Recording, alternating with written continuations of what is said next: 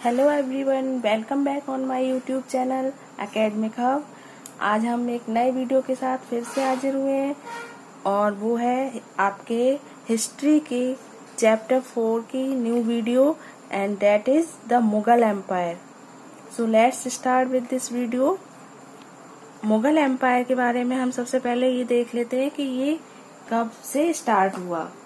Mughal empire जो है 1526 से 1857 तक इसका समय माना जाता है। उसी ड्यूरेशन में 1540 से लेकर 1555 तक ये 15 साल के लिए बीच में किसी और राजा ने यहाँ पर राज किया था। मुगल्स का जो था वो यहाँ पर खत्म हो गया था, थोड़े समय के लिए ब्रेक हो गया था और फिर इन 15 सालों के बारे में हम आपको आगे बताएंगे। The Mughal Empire came into existence after the end of Lodhi dynasty। तो लोधी डायनेस्टी जो थी उसके बाद मुगल एम्पायर आया। लोधी डायनेस्टी इससे पहले लोधी लोगों का राज हुआ करता था। It's main reason was the first battle of Panipat in 1526 AD। इसका जो मुख्य कारण था कि जो मुगल्स आए वो उसका मुख्य कारण क्या था कि पानीपत की लड़ाई, पानीपत का जो युद्ध था वो इसका मेन रीजन था। उसी के बाद मुगल्स लोगों का शासन हो गया था। तो जो मुगल एम्पायर था उसको 3 स्टेज में हमने डिवाइड किया है। यहाँ पर डिवीजन देखेंगे आप। सबसे पहले आया है Mughal rulers first, Mughal rulers second और थर्ड स्टेज में यहाँ पर हमने आपको दिखाया है मुगल एडमिनिस्ट्रेशन के बारे में हम पढ़ेंगे। तो सबसे पहले मुगल रूलर फर्स्ट में हम देखते हैं, सबसे पहला रूल किया था उन्होंने वो थे बाबर। उसके बाद हुमायूं का शासन रहा और जो 15 इयर्स की मैं बात कर रही थी वो था शेरशाह सूरी। मीन्स अफगान रूल रहा था। इस 15 इयर्स के पीरियड में अफगान रूलर्स ने राज किया था। उसके बाद मुगल रूलर्स, उसके बाद क्या हुआ, थर्ड जो रूलर थे वो थे अकबर, उसके बाद जहांगीर एंड देन शाहजहां और लास्ट जो थे मुगल एम्पायर के रूलर वो थे औरंगजेब। और इसमें हम थर्ड स्टेज में मुगल एडमिनिस्ट्रेशन, उसके बाद डिक्लाइन ऑफ मुगल एम्पायर पढ़ेंगे कि किस तरह से इसका पतन हुआ। तो जब Mughals were related to 2 great rulers of Central Asia, Central Asia के जो 2 रूलर थे मुख्य, उनसे बिलोंग करते थे मुगल्स। एक तो Genghis Khan on their maternal side and Timur on their father's side. मतलब उनके ननिहाल की तरफ जो थे वो गंगीज खां बहुत फेमस थे और मुगल्स के, और जो तैमूर थे वो उनके फादर साइड से तैमूर जो थे वो बहुत ज्यादा फेमस थे।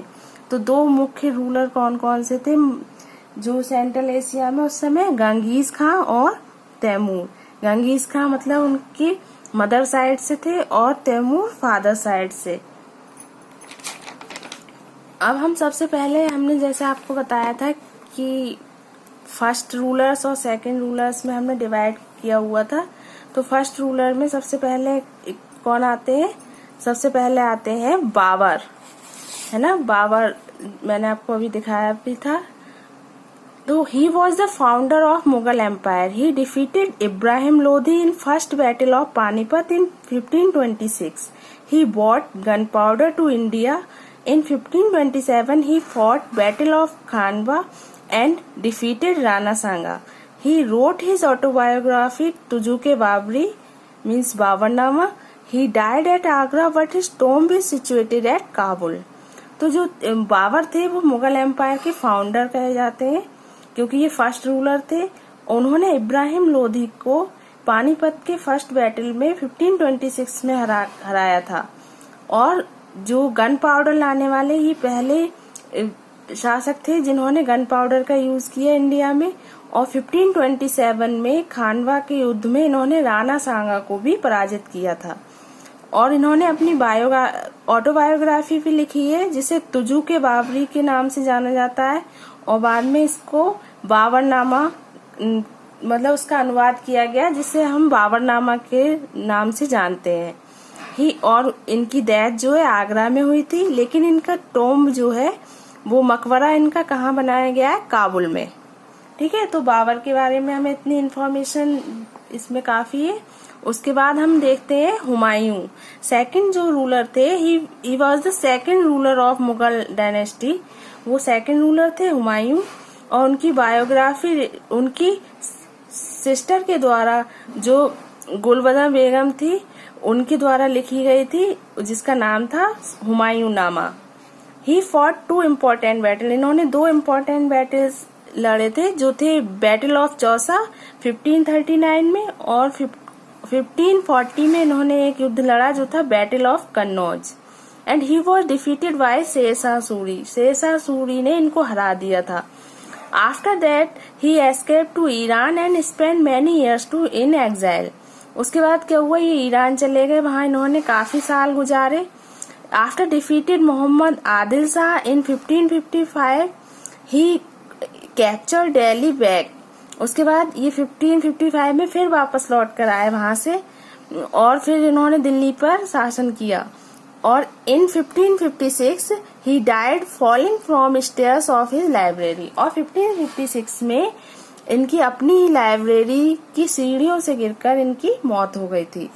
तो जो ये शेरशाह सूरी ने इनको हरा दिया, उसके बाद 15 साल का जो पीरियड था, मैंने आपको पीछे डिस्क्राइब किया है, उस 15 साल के पीरियड में शेरशाह सूरी ने राज किया था। मुगल एम्पायर तो उस समय, उस ड्यूरेशन में उनको इन्हें भेज दिया था एग्जाइल, और मुगल एम्पायर थोड़ा ब्रेक ले लिया था। शेरशाह सूरी के बारे में पढ़ते हैं, जो 15 साल का पीरियड था 1540 से 1555 तक। तो वहां पे आप देखेंगे शेरशाह सूरी का शासन रहा। Sher Shah Suri introduce silver rupaya and fixed standard weights and measurements. इन्होंने क्या क्या काम किए थे उस समय?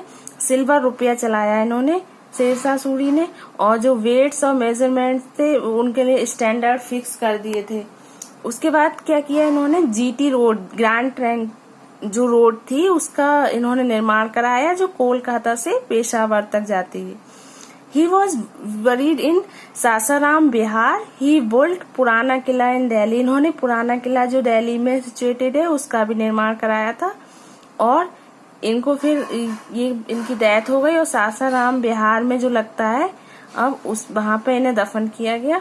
मिस्टर आदिल शाह जो थे was the last ruler of Suri dynasty, मतलब शेरशाह सूरी, और उसके बाद लास्ट रूलर जो थे आदिल शाह थे सूरी डायनेस्टी के।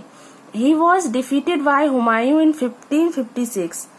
इन्हें हुमायूं ने पराजित किया था 1556 में। जो मैंने आपको पीछे बताया कि हुमायूं एक बार फिर से बैक आए थे, तो इन्होंने फिर से दिल्ली पे शासन किया। तो आदिल शाह को ये हराकर इन्होंने फिर से दिल्ली को अपने कब्जे में किया था। अब नेक्स्ट रूलर है आपका Akbar. Abul Fateh Jalaluddin Mohammad Akbar, popularly known as Akbar. Akbar का पूरा नाम था Abul Fateh Jalaluddin Mohammad Akbar. And he was the third ruler of Mughal empire.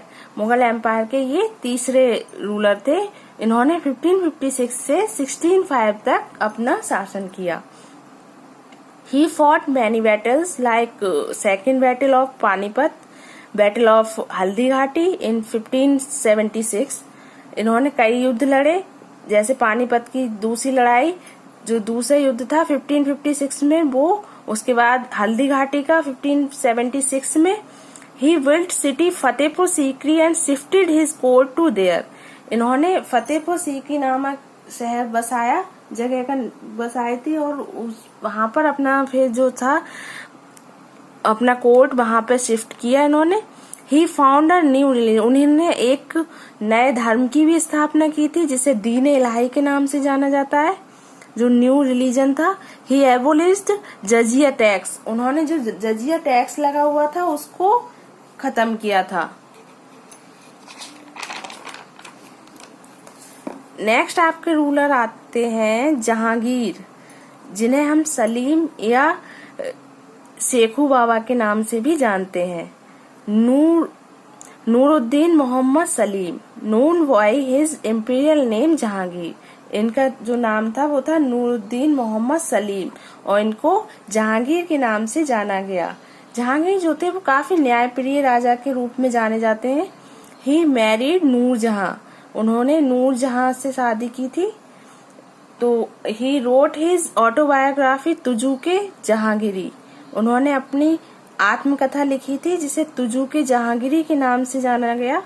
Painting reached its zenith during his reign, इनके राज्य में, इनके शासनकाल में जो पेंटिंग्स था वो पेंटिंग्स थी उनका बोलबाला था, मतलब ये उसको काफी पसंद करते थे पेंटिंग्स को, तो काफी पेंटिंग्स की गई इनके शासनकाल में।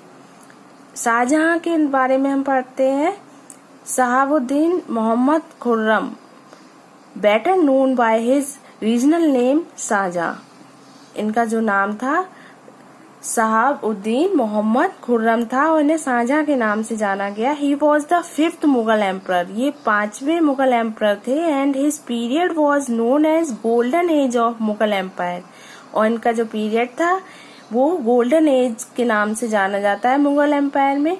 His last days were very painful, इनके जो लास्ट डेज थे वो काफी पेनफुल रहे थे अपनी लाइफ के, क्योंकि due to imprisoned in Agra by his son Aurangzeb, क्योंकि इनको इनके ही बेटे ने जो था कैद कर लिया था आगरा में, और जो इनके बेटे थे औरंगजेब, उन्होंने इनको ही कैद कर दिया था काफी समय तक, और इनकी वहीं उसी ड्यूरेशन में जो है इनकी मौत भी हो गई थी वहां पे। अब आते हैं औरंगजेब। औरंगजेब को जिंदा पीर के नाम से भी जानते हैं। Muhiuddin Mohammad Aurangzeb, also known by his regnal title Alamgir, was the 6th Mughal ruler. जो औरंगजेब थे उनका नाम था वैसे मुहीउद्दीन मोहम्मद औरंगजेब, लेकिन इनका जो टाइटल दिया गया था, इन्हें आलमगीर का टाइटल भी दिया गया था, और ये 6 मुगल एम्परर थे। ही इंटॉलरेंट टुवार्ड्स अदर रिलीजन्स, मतलब ये दूसरे धर्मों का सम्मान नहीं करते थे, दूसरे धर्मों को लेकर थोड़ा वो रहते थे, इनमें द्वेष की भावना कह लीजिए। He asked 9th Guru Tegh Bahadur to accept इस्लाम, इन्होंने जो सिखों के 9th गुरु थे तेग बहादुर, उनको इस्लाम कबूल करने के लिए फोर्स किया था, लेकिन उन्होंने एक्सेप्ट नहीं किया था। He ruled almost for a period of 49 years, इन्होंने 49 ईयर्स तक समझो शासनकाल था इनका। अब आता है, ये आपके औरंगजेब लास्ट रूलर थे, इनका काम मतलब इनके संबंध और क्षेत्रों में अच्छे नहीं रहे थे, इसलिए धीरे धीरे जो मेन जो डिक्लाइन हुआ था मुगल एम्पायर का, वो औरंगजेब की वजह से ही माना जाता है कि इनके जो और शासकों से संबंध बिगड़ते गए और धीरे धीरे मुगल एम्पायर का पतन होता चला गया। तो मुगल एडमिनिस्ट्रेशन के बारे में हम पढ़ लेते हैं। इसमें एक आए थे मनसबदारी। मनसबदारी क्या होती है? मीन्स मनसबदारी का मतलब रैंक या पोजीशन। तो जो अकबर थे उन्होंने ये मनसबदारी प्रक्रिया शुरू की थी। इसमें जो सिविल और मिलिट्री जो थी उनकी सेना, उसमें सेना में क्या होते थे, सैनिकों की भर्ती की जाती थी। तो ये जाट और सवार होते थे। उसमें जाट सिपाही लोगों को कहा जाता था और सवार जो होते थे वो थे हॉर्समैन। हॉर्समैन जो होते थे वो सवार कहे जाते थे, और जाट का मतलब सिपाहियों से था जो सेना में भर्ती होते थे, तो उन्हें मनसब कहा जाता था। इसके 2 पार्ट्स होते थे, जाट और सवार, है ना। तो जो मनसबदार थे वर पेड सैलरी इन कैश और by the assignments of jagirs. उन मनसबदारों को या तो सैलरी कैश के रूप में दी जाती थी या फिर उन्हें जागीर दी जाती थी, मतलब जमीन दे दी जाती थी। Those who received cash salary were called नकदी। जो कैश सैलरी पाते थे वो नकदी कहलाते थे। And those were paid with assignment of jagirs were called jagirdar. जिन्हें जागीर दी जाती थी, मतलब जमीन दे दी जाती थी उसके बदले में, तो वो जागीरदार कहलाते थे। अब जब्त द लैंड रेवेन्यू सिस्टम, ये एक सिस्टम था जो दहसाला भी बोला जाता था इसको। दहसाला और जब्ती system was the calculated way of revenue collection introduced by Raja Todarmal in the year 1582। मतलब ये राजा टोडरमल थे, अकबर के दरबारी थे और राजा इन पे बहुत ज्यादा बिलीव करते थे। तो जो दहसाला या जब्ती सिस्टम था, ये एक रेवेन्यू कलेक्शन का एक प्रक्रिया थी कि टैक्स कैसे वसूला जाए उसकी, तो ये राजा टोडरमल के द्वारा चलाई गई थी 1580 से 82 तक। He carried out to a 10-year survey of the agriculture land and crop prices by using the survey data. Revenue or tax was fixed for each crop. The revenue was collected in cash. 10 साल का एक सर्वे किया जाता था कि इस duration में कितना उत्पादन हुआ है फसल का और किस हिसाब से हमें उस पर टैक्स लगाना। तो उस सर्वे किया जाता था पूरा, उस सर्वे में जो डेटा कलेक्ट होता था उसी के हिसाब से एक टैक्स फिक्स किया जाता था और वो टैक्स जो है वो कैश में लिया जाता था जनता से, तो वो उसी को जब्त कहा गया है। ठीक है। और अकबर्स पॉलिसी ऑफ सुलह कुल पॉलिसी थी एक नीति। द सुलह कुल literally means peace with all और यूनिवर्सल पीस। ये अकबर के द्वारा चलाई गई थी जिसका मतलब था पीस विद ऑल या फिर यूनिवर्सल पीस। तो Akbar integrated many Hindus into high position. वो अकबर जो थे वो सभी धर्मों का सम्मान करते थे और उनमें भेदभाव की कोई भी गुंजाइश नहीं रखते थे। उन्होंने काफी हिंदू लोगों को अच्छे अच्छे पदों पर पोस्ट कर दिया था अपने शासनकाल में। तो Akbar integrated many Hindus Hindu high position, उन्हें हाई पोजीशंस दे दी थी इन हिज एम्पायर अपने राज्य में। And removed many of civil disabilities to which Hindus had been subject in his empire. Sulh Kul was, तो इसमें उन्होंने और बहुत सी डिसेबिलिटीज जो थी उनके कि उन्हें लगता था कि ये चीज गलत हो रही है तो उसको उन्होंने हटा भी दिया था। And Sulh Kul was become his method of judging what was legally right और wrong within his empire and was created. Sulh Kul एक ऐसी नीति थी जिसमें वो खुद तय करते थे, एक तरीका था उनके ये तय करने का कि कौन सी चीज सही है और कौन सी चीज गलत है, और जो गलत है उसको वो हटाने का प्रयास करते थे। और मोस्टली वो सभी धर्मों के लोग को अपॉइंट करते थे। ऐसा नहीं है कि इस्लाम धर्म के लोगों को अपॉइंट किया जाएगा हाई पोजीशंस पे। तो ये नीति सुलह कुल के नाम से जानी गई जिसमें सभी यूनिवर्सल पीस को वो बढ़ावा देते थे। अब now decline of Mughal empire, last है आपका ये टॉपिक जिसमें हम डिक्लाइन देखेंगे कि किस तरह से पतन होता चला गया मुगल एम्पायर का। Aurangzeb started the war against Marathas and created enemies for the Mughal in the south region. जैसा मैंने बताया था उनका थोड़ा नेचर सही नहीं था। औरंगजेब का जो तरीका था वो और रूलर्स के साथ बिहेवियर गलत था, तो मराठास के साथ उन्होंने युद्ध किए काफी सारे और जिसकी वजह से उनके काफी शत्रु बन गए साउथ रीजन में और जो मुगल्स के लिए खतरे का निशान समझ लीजिए बन गए थे। तो क्या हुआ, some other reasons of decline of Mughal empire were the downfall of economy and high tax. और कुछ जो अदर रीजंस माने गए हैं वो क्या रहे हैं मुगल एम्पायर के डिक्लाइन के, कि वो जो उन्होंने टैक्स जो लगाए थे वो बहुत हाई टैक्स थे जिससे जनता उसका अपोजिशन में थी कि भाई ये टैक्स हटा देने चाहिए, मगर कुछ शासकों ने अपने अपने स्तर से अलग अलग टैक्स लगा रखे थे। तो इकोनॉमी उससे क्या हुआ नीचे गिरती चली गई। और he also destroyed many Hindu temple, he spend money on his luxuries. और जो औरंगजेब ने क्या किया कि उन्होंने बहुत सारे हिंदू टेम्पल्स तोड़वा दिए और जो अपने लग्जरीज पे बहुत ज्यादा पैसा खर्च किया जिससे इकोनॉमिक कंडीशन जो थी मुगल एम्पायर की वो डाउन होती चली गई और धीरे धीरे वो पतन की ओर अग्रसर हो गए और पतन होता चला गया और इस तरह से फिर मुगल एम्पायर का अंत हो गया। आई होप आपको ये वीडियो पसंद आया होगा और अगर पसंद आया हो तो इसे लास्ट तक देखें, शेयर करें, लाइक करें and thank you. Next video में हम फिर से मिलेंगे, तब तक के लिए बाय बाय, टेक केयर।